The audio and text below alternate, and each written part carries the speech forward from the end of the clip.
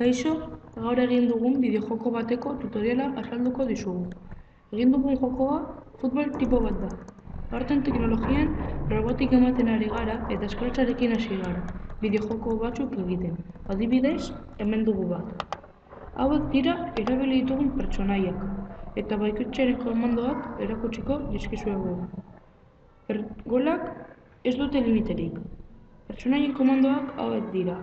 Ikusten duzuenez oso sinpleak. Jokalari urdina eta jokalari gorria dute ia komando berberak. Bakarrik aldatzen da mugitzeko eran.